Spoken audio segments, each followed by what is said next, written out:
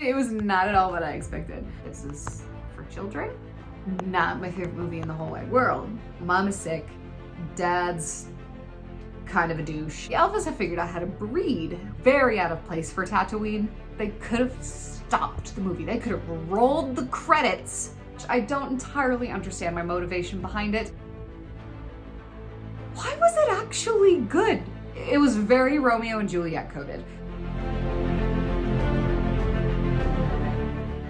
Hi guys, welcome back to another Nerd Rants video.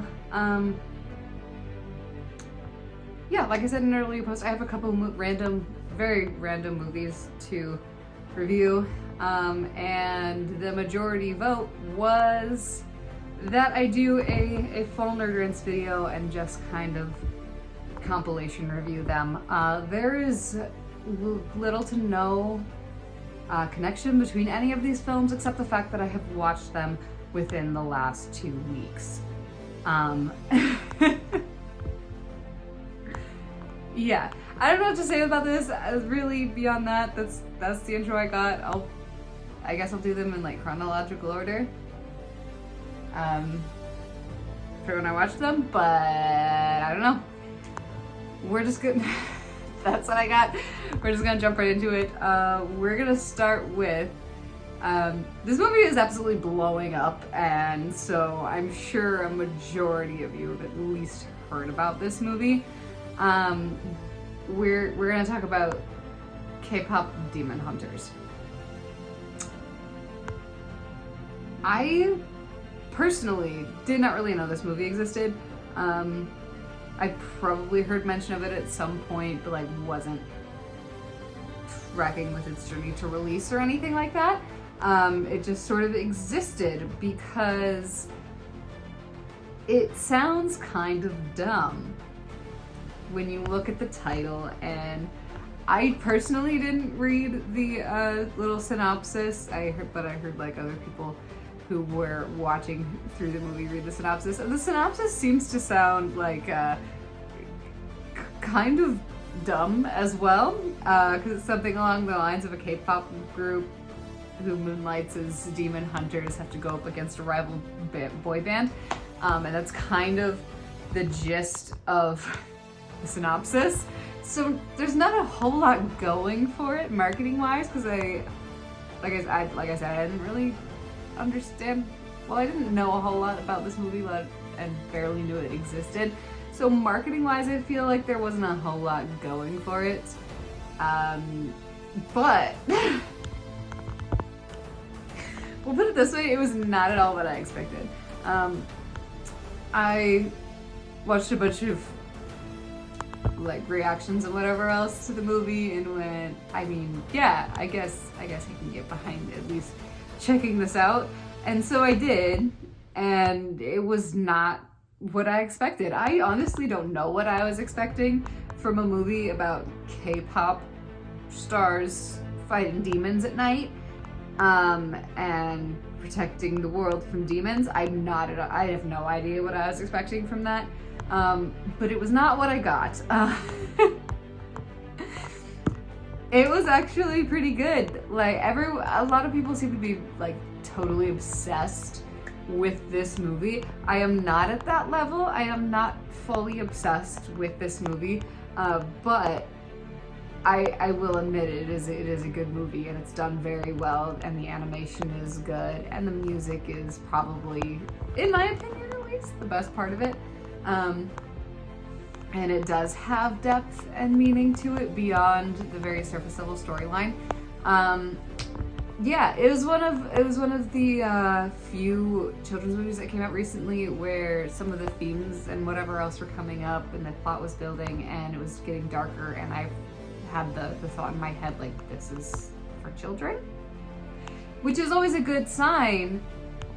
This is always a good thing to have when you're watching a children's movie, is there should be some level of, this is a children's movie, which is, I guess, in this day and age at least. When I was a kid, I guess it wasn't really a thing because there were more movies and shows like that. But nowadays, I love having that thought of, this is a children's movie or this is a children's show, because something darker and more serious comes out of it, which is something that I do believe we can trust children to handle, because they can handle a lot more than we think they can. So it was nice to have that thought with this movie, which I honestly wasn't sure I would have. And I don't know, the main message is kind of just like accepting yourself, because we have demons, and then we have the demon hunters, who are K-pop stars, obviously. The title is pretty self-explanatory, but they did some good world building too. The whole thing is that there is, each generation has a group of, it's implied women. It's implied that it's women. Female singers who form a band, basically, form a K-pop group, and their voices have the ability to create and preserve the Hanmun, which is basically a shield between the demon realm and the human world. And it keeps the demons out. Every once in a while they get through, which is when the demon hunting part of it comes in. But for the most part, their main goal as demon hunters is to preserve the Hanmun and eventually turn it gold, which means it is permanently sealed and no more demons will ever get through. So the world building was cool, and I think they did it pretty well. The first couple minutes were very tell don't show, because it was getting the backstory of it, but the visuals they added with it brought in the necessary like showing aspect of it, so that it worked, and it wasn't just like narration over a black screen or over just a scene of the mentor character telling the girls what was going on. It was very much some flashing to the past and seeing how the Hanmun was created, and kind of giving the visual of the story she's telling, so that it worked well. I think that's one of the ways tell don't show kind of works, is when you're telling a story, and specifically to a character who wouldn't know the story, and that's why it works in certain situations. So that worked, and it was kind of cool to have that world building, and just the visuals of it are also very cool, because they're very exaggerated and kind of lean a little bit towards like the anime aspect, where they're not afraid to have these ridiculous faces come out and these over exaggerated facial features and expressions and all of that. And so it's cool to see that animation style. It was beautifully animated, and like the choreography for some of the musical numbers was insane and really smooth, and according to random K-pop people who actually know K-pop, because I don't, who watched it, very, very accurate, very on vibe for K-pop, and so was the music, so that was good. The songs were very, very well done. It's really, really refreshing to have in a movie, an original movie, but also just a movie with songs in general that aren't awful, because we haven't gotten a lot of those in recent history, which is really unfortunate, considering the amount of musical movies that have come out and the number of them that have not been great. And I blame that on the fact that a lot of them were Disney, either remakes or originals, which are not good. So it was very refreshing to have good music in this movie, and it's like songs that I legitimately be like, okay, I can actually listen to that outside of the one time I watched this movie. And I'm not opposed to watching this movie again, but it is definitely not one where I'm like actively going to seek out the opportunity to watch it again. Like I said, it's good, but I'm definitely not on the obsessed side of it, like so many people are. But yeah, it was good, and the darker themes and whatever else that came up with like this idea of acceptance of yourself, but in a way that isn't like, I don't know, modern. I don't know. There's like today in this day and age is the society's whole message of accept yourself, and it's like you're perfect just the way you are, and it's not that message of acceptance. It's very much, this is who you are. This is an integral part of your identity. You are not perfect. You are not in any way a flawless human being. But there are things that are a part of you that you push away and that you actively try to, in Ruby's case, get rid of. But that's not always the best approach to it. So that aspect of it was good, and I think the way they approached the accept yourself message was in a better way than so many other ways that that society tries to push that message now. But yeah, it was really cool. Rumi was half demon. Her father was a demon. Her mother was a demon hunter. So it was interesting. That's, you know, what brings on the plot and whatever else, and they're facing this demon boy band, which like I said, the concepts are really weird, but it's a decent movie. And her kind of then finding a demon that she can to some extent connect with, and because of that, she starts to see that demons aren't all bad. Demons in this universe are pushed to become demons because they're constantly reminded of their shame by, I'm blanking on the main fiery demon's name right now, Guima. So Guima is just this voice of shame and doubt in everyone's heads, and sometimes he pushes someone so far that they may sell their souls essentially to get something in return, and because of that his control actually gets worse on them until he drags them into the demon realm, and because of their shame, of their guilt, of what they have done. And so it's interesting. It's an interesting way that the demons work, and so it's cool to see her interact with someone who's in some regard her kin, and then start to see that they are not at all evil. And so this is just a very interesting concept, and it is executed well, and the music was good. Not my favorite movie in the whole wide world, but it was still a good movie. So I guess I would recommend that one. That one was a solid movie.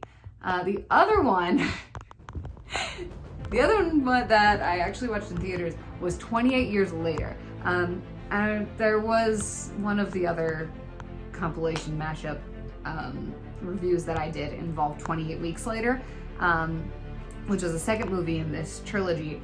And then after that, I watched 28 Days Later because I didn't know there was one before 28 Weeks. So anyway, and now 28 Years Later came out this year, like a couple weeks ago. And so I went to go see that with my brother and his girlfriend and my fiance, who neither of our significant others are super huge on horror movies. So thankfully it was a very, very tame. It was almost more thriller than horror movie in my opinion, because there wasn't a whole lot of like horror things happening. Like there were scary things happening, and they've thrown a few jump scares because that's kind of how 28 Years Later works. There's always a couple of jump scares, but overall it was more of adrenaline and like thriller style versus horror, in my opinion. I'd probably categorize the 28 movies as more thriller than horror. They're zombie apocalypse, but they're not horror heavy. So yeah, anyway, 28 movies, Rage Virus, and as the title implies, we've now skipped 28 years since the initial outbreak. And so we have survivors, because the UK is quarantined basically from the first day of outbreak, and the survivors are just left to themselves because specifically in 28 weeks later, we see them rescue some survivors, but they are carriers of the virus, and so then another area gets infected. So the survivors are just left to fend for themselves because they don't know who's a carrier, who's not. And so we've evolved to the point where at this point we've evolved to the point that now there are villages and like civilizations of survivors who have found basically safe points for the most part, from the infected, and are living as normal of lives as they can. And now it's a new generation of kids and children who are growing up in a world where the infected and this lifestyle are just normal. So we're following like a little family, like a mom, a dad, and a kid. Mom is sick, dad's kind of a douche, and the kid is kind of coming of age to go to the mainland to help them forage and whatever else, because they live on an island with a path to the mainland, but the path is only there at low tide, and then when the tide comes in and it's high tide, the currents make the path impassable, which is just a cool concept in itself. I love it, and I know that's an actual thing because there's an island like that in the UK. So that's just cool. So we have, them going out and kind of get the lay of how the world works now to some extent, and we see how the infected have evolved and how the people are surviving in this way, and we get some family conflict and all the things. And then they find the kid finds out about a doctor living out in like the wilds of the mainland. And doctors aren't like a thing anymore, and nobody knows what's wrong with his mom. So he gets the bright idea to take his mother to this doctor, who everyone thinks is crazy. But anyway, takes her there to find out what's wrong. And that's kind of the main, I think that's the main plot of the movie. And all the things in between. I will say, like, it's not a bad movie. I'd say it's a pretty good movie. It's probably between 5 and 7, somewhere in there. Just because it feels kind of choppy. As the story doesn't flow as well as it could have. We kind of have almost 2 or 3. It feels like 2 or 3 stories that happen within the movie. We have him going out and having his first kill and getting back to the island. Then we have him taking his mom to the doctor. And then we have kind of his return journey and the ending. And it kind of feels like there's just 3 different things, and the flow between those is a little strange. It's not super smooth. There's a little bit of that between a couple moments, but it's most noticeable when we're going between kind of like storylines or like subplots,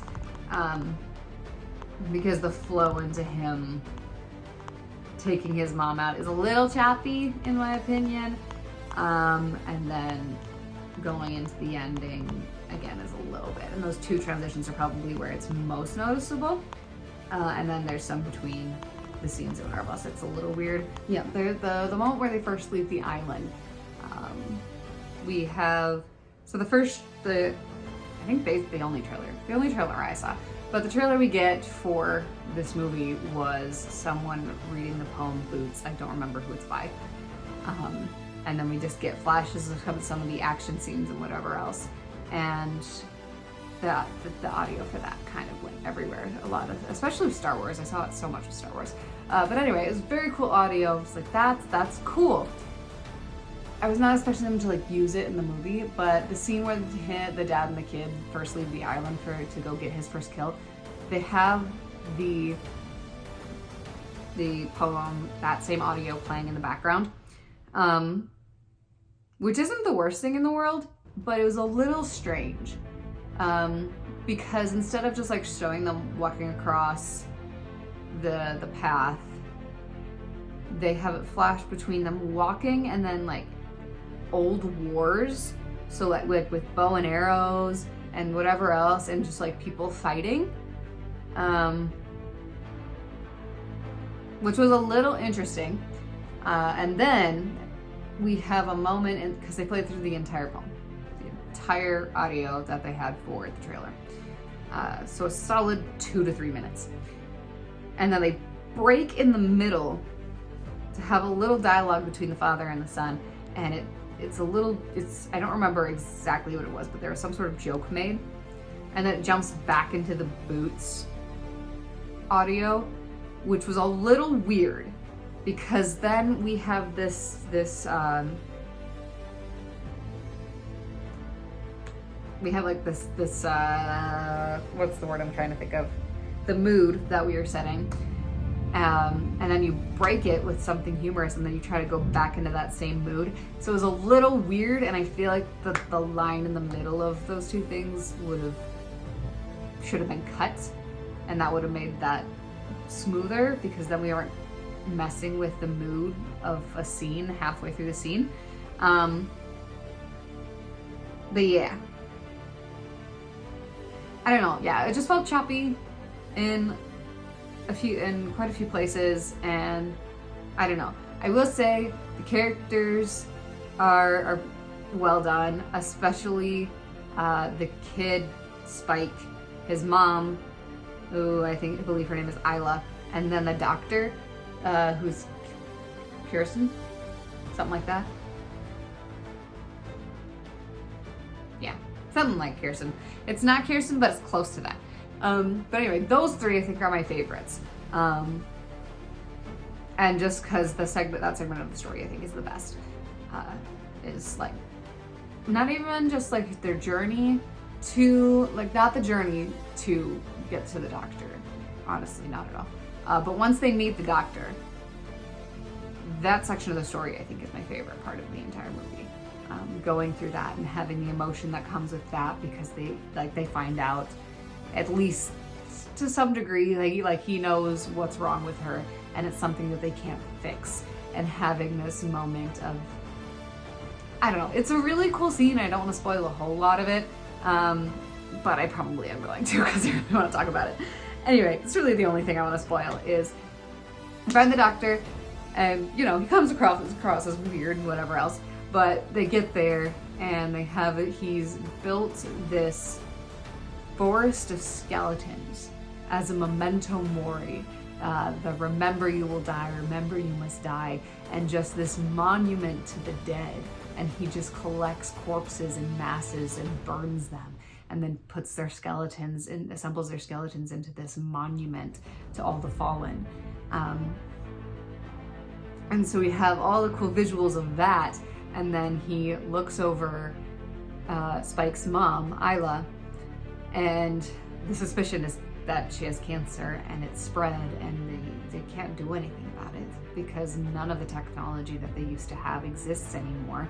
And even then, we know that technology is not a guarantee in any ways. And so so she makes the decision to let the doctor give her a peaceful death and kill her, so that she doesn't have to slowly and painfully die, and have her make her son and her husband watch her slowly and painfully die. And so that whole sequence is so good. And then we have Spike very much in shock and like not fully aware of what's going on, just because of there's so much happening. It all happens so fast. And he gets his mother, and the doctor hands him his mother's skull and goes, "Find a place for her." And so he climbs to the top of this literal mountain of skulls and places his mother up there and faces her like empty eye sockets toward the sunrise. And it's so good. I love the sequence where they're with the doctor. It's so good. Anyway, then he eventually heads towards home before going off again to explore the world. Like, I'm with, you know, like the realization as a teenager that like I'm not ready to go back home after everything I've learned, after everything I've experienced, taking this journey on my own. And so he goes out again. And the only reason he heads towards home is because one of the interesting things that was a little out of nowhere in the movie, they have the baby of an infected. So in 28 years, apparently the infected have, well, they've evolved to have alphas. They've evolved to have alphas who are, you know, smarter and stronger, larger, whatever else. Anyway, the alphas have figured out how to breed with the lesser infected. And so we have this pregnant infected who gives birth to an uninfected child. Their explanation for that is the magic of the placenta, according to the doctor. But anyway, this uninfected baby. And so they rescue this baby from the mother and are taking the baby with them for the entire journey to the doctor. And so Spike takes the baby home, hangs it up outside the gate and leaves again so no one sees him. So yeah. But the baby is the child of an alpha, which kind of sets up stuff for the next one, which is probably gonna happen. It'll be interesting because this one can't be like a time skip to like 28 decades later or something, because the plot points they set up are very immediate threats, versus in the previous ones, any like cliffhangers or whatever else they leave us on are not like immediate things. They're not something that has to be resolved in a movie format right away, because 28 weeks later we end with realizing the infection has spread. That's not something that needs to be that's vague enough and big enough, I think, that it doesn't have to be resolved in a movie that happens right after that one. 28 days later, we kind of just leave on, I think, it's been a hot minute, guys. But some survivors get away or the one guy is left behind. And so that, again, doesn't need an immediate resolution. It could have one, but it doesn't necessarily need one. And then this one ends with some things that kind of require an immediate resolution. And so probably when they make another one, it's going to require it happening right after the movie. And they imply that the cycle of 28 days, 28 weeks, 28 years later is probably going to start over, because that's how they end the movie. Is he drops the baby off and sets out, and then it has a little screen with 28 days later, and he's off surviving in the woods. So maybe like they start the cycle over or something, but I don't know. It'll be interesting. I don't know. I was not happy with the ending. Like I was enjoying the movie up until the last scene, which I know a lot of people have said. Like, I'd heard that from a couple of different YouTubers and whatever else that I'd watched reviews of, that the ending was not good. It wasn't, but it was also not at all what I was expecting. Like, I don't know, because I avoided spoilers for obvious reasons. I didn't want to spoil it, but I'd heard, the ending is bad. And there was one person who the ending ruined the movie for me. So I didn't know what to expect. I was just trying to keep my my expectations at a moderate level, so I wouldn't be crushed or something if the rest of the movie was good.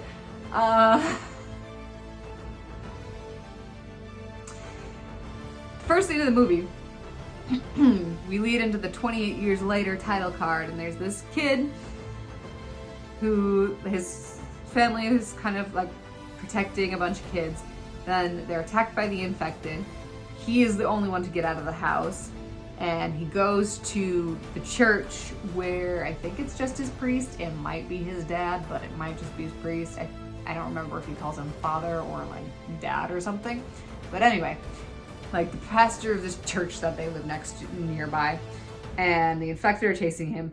The priest, pastor, whatever, goes, "It's the day of judgment," gives him a crucifix and lets the infected kill him.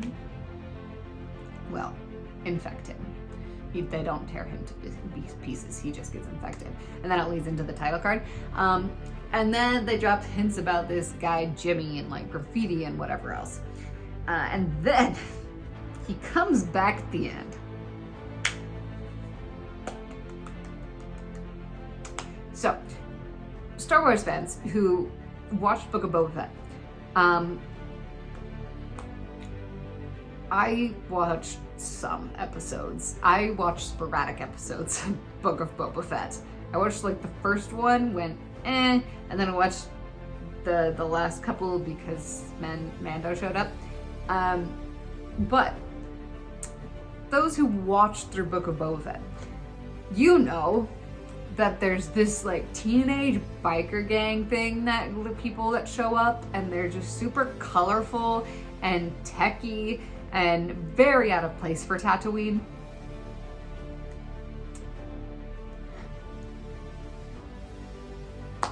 Now with that image in your head,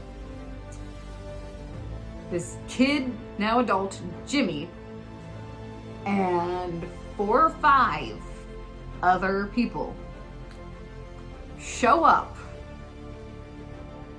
in pristine, colorful tracksuits.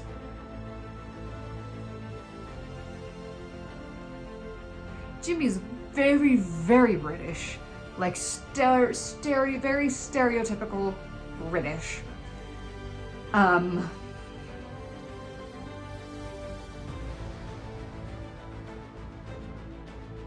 And they show up because Spike gets cornered and there's a horde of infected coming, and they just come in and they start killing them, and there is some sort of rock music going on in the background that doesn't fit the vibe the movie has had the entirety of the time, and they just kill this horde of infected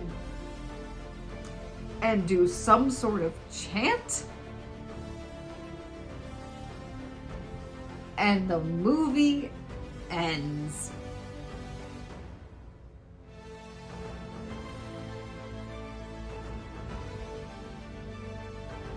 I was very confused. I was very mad. I will not say that it ruined the entire movie for me, because I did genuinely enjoy the rest of it, and it's just the last scene. My thought was, so we have Spike running away from the infected that he spots by his campsite. He comes up to the blockade in the road, turns around with his bow and arrow, and there's one of 2 endings that could happen. One, we end with him firing the arrow at the one infected that's coming. And then we're just like, oh, we don't know if he lives or dies. It's implied that he probably lives, but you know, whatever. And we end it with him firing the arrow. The other one that would probably fit a little bit more with the vibe of 28 movies, now that I think about it.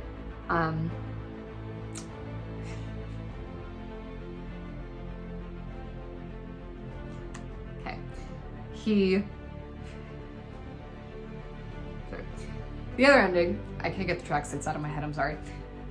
The other ending is he shoots the lead infected, and then because he killed them and they made noise and whatever else, we see the horde coming and starting to close in on him. And then we end the movie with, again, did he die? But now leaning more towards, he's probably dead or infected now. And then we have that bigger ending. So now you can either be done with the series, because that's how all the endings work. It's like it's a cliffhanger, but it doesn't necessarily need a resolution.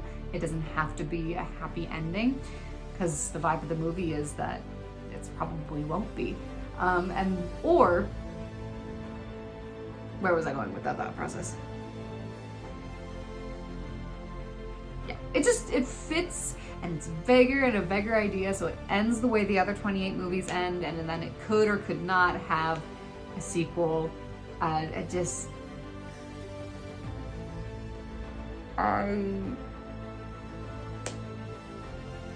Literally, they could have stopped the movie. They could have rolled the credits. They could have rolled the credits after we saw the horde closing in. That we didn't need the tracksuits.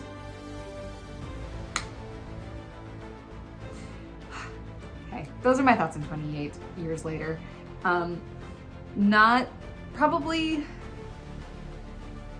It's probably the worst of the three. Not like bad, besides the ending, but probably the worst of the three. I think it's been a hot minute since I've seen Days, and it's actually been a hot minute since I've seen both of them, because I haven't rewatched them. I had too many other things to watch. But yeah, it's the worst of the three. Days is probably the best. Weeks is a little weird. But anyway, yeah, those are my thoughts on 28 years later. Maybe recommend? If you're really into the 28 years, or 28 movies, and you will be very, very disappointed, and the movie will entirely be ruined by people in tracksuits, maybe don't. If you go in, if you're expecting a cinematic masterpiece, it's not bad. But I don't know. If you're gonna be hypercritical, if you know you're gonna be hypercritical about it, don't watch it. But if you're gonna go into with the intention of like enjoying it to some extent, sure, it's a decent movie. Watch it if you want. Okay, last one. This one. I didn't expect any of it. The fact that I watched it, the fact that it was the quality it was, the fact that it existed.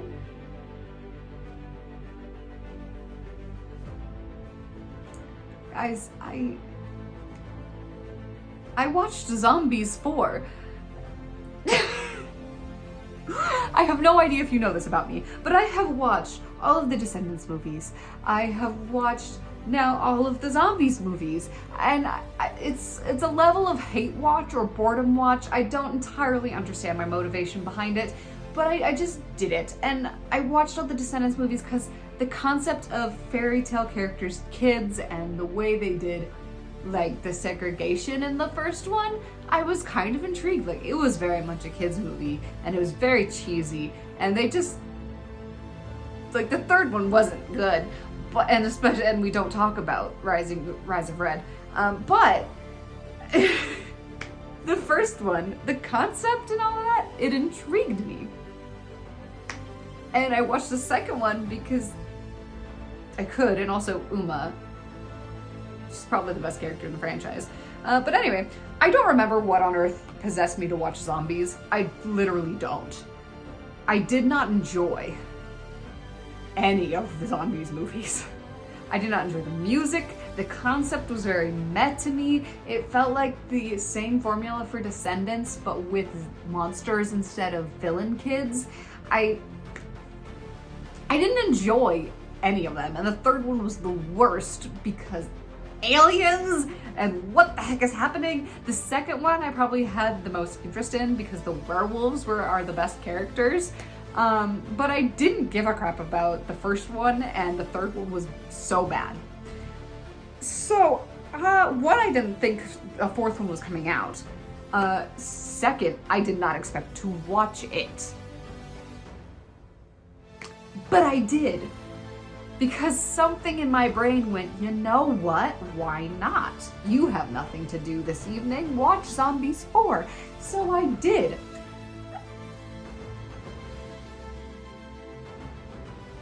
Why was it actually good, guys? Why was it actually good?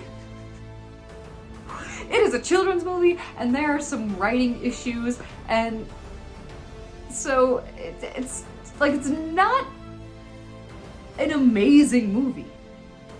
But for a Disney Channel original, it's actually good.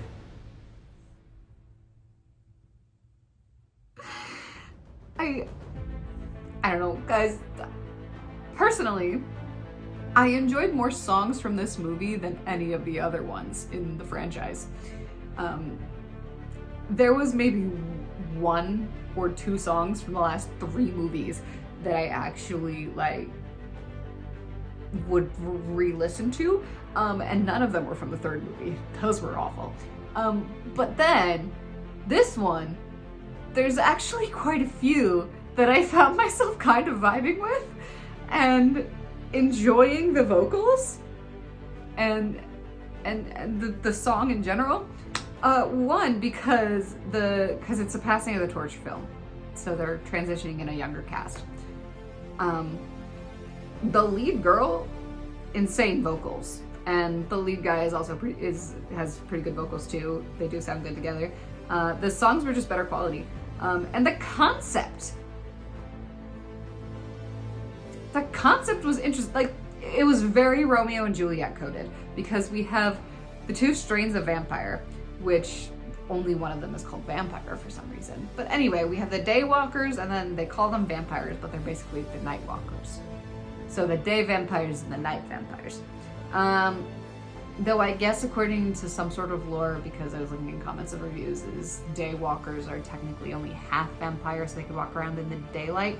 That's not a huge plot thing, because for plot, the vampires can just be in the sunlight in this film. Like I said, there's some writing issues and some things that I'm just like, that makes no sense. But anyway, the concept of the 2 was interesting. One controls fire, one controls wind for reasons. But anyway, they explained like controlling the wind is how the vampires fly. They're vampires in name. I don't think any other aspect of them is anything like what is a stereotypical vampire.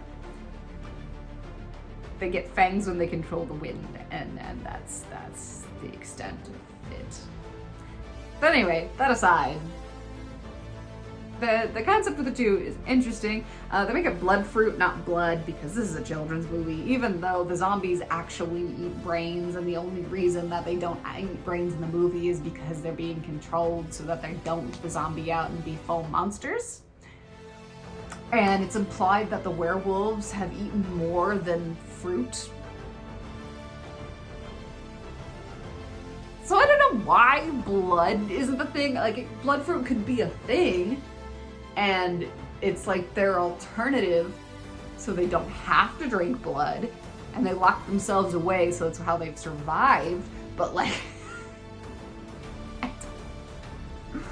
I didn't know. Some of the writing choices with just like the way the vampires and stuff work was a little weird. And there were definitely a few dialogue lines that were just strange. And one was supposed to be a joke, but it was just bad. Anyway, besides that, it's a zombies movie, so I put it aside. The plot was interesting. The characters were more likable than the characters in the previous movies, and even the ones that came back, the 4 main characters that came back from the original 3 to like pass the torch, are more likable in this movie. I don't know why, but they're more likable in this movie. It might be because Addison is past her searching for her identity and placing it in everything that comes, that every monster that comes into each movie, and so now she's just like, I have like accepted who I am, and they're better as mentor characters, basically. They're better as mentor characters. But yeah, and so the characters were made more likable in this. There were actual stakes. Like, there were stakes in this movie. There are implied stakes in the other 3 movies. Like, oh, the aliens won't have a home. That's not really stakes, but you know. The second one has the highest implied stakes because it's the werewolves are gonna die without their moonstone. So that has implied stakes, but it never really comes to fruition at all. This one, we have stakes, we lay them out, and instead of laying them out and then, oh, we're going to do this before the stakes come in, we have them hit with a wave of energy that shorts out all of their like, the zombie Z-bands, which controls their state of being and keeps them in control of themselves, and the werewolf's moonstone, which is her life force. And so the stakes are introduced with them being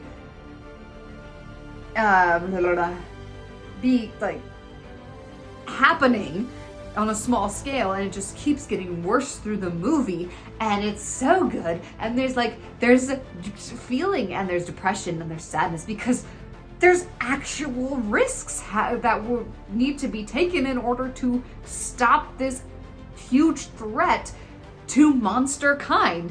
And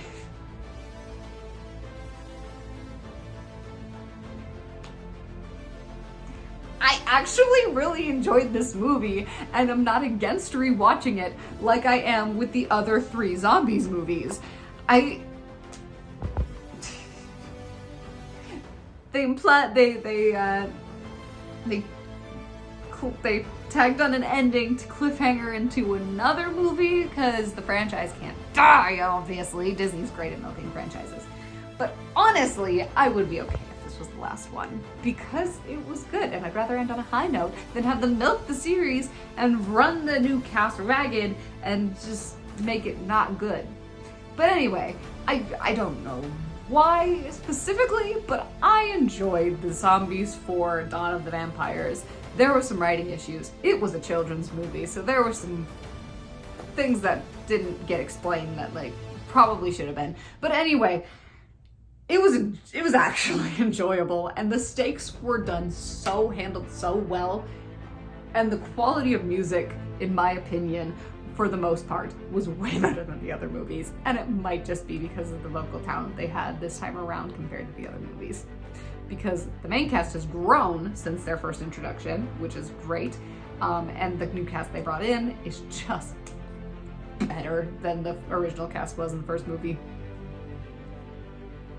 Anyway, those are my thoughts on Zombies 4. Very vague, very random, but I watched it and it was actually pretty good.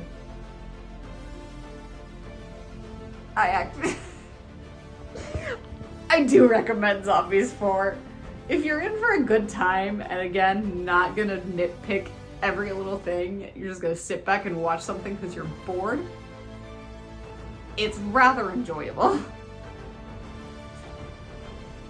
Yeah, those are my thoughts. I probably recommend all of these movies. None of them were a hit in my book. But they, for the most part, were all enjoyable. Yeah. I don't know what else to say, guys. That's about it. Those are my thoughts. Drop yours in the comments. I post videos on this channel on Saturdays and on my audiobook channel on Thursdays. I'll see you next time.